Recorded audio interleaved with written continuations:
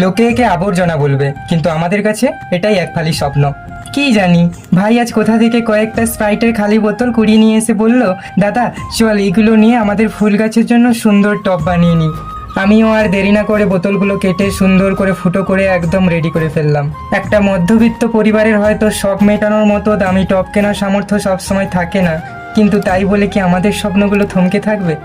না, মধ্যবিত্তের ডিকশনারিতে হার মেনে নেওয়া শব্দটা বোধহয় জন্ম থেকেই থাকে না। দামি শোপিস নয়, বরং এই ফেলনা বোতলগুলোই আমাদের কাছে এক একটা ক্যানভাস।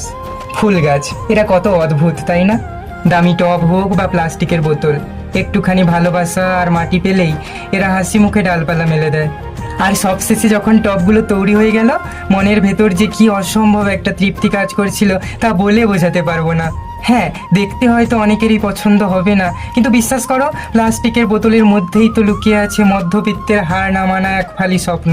আচ্ছা, তোমরা কি বলছো কমেন্টে জানাও। আর হ্যাঁ, সাবস্ক্রাইব করতে ভুলো না।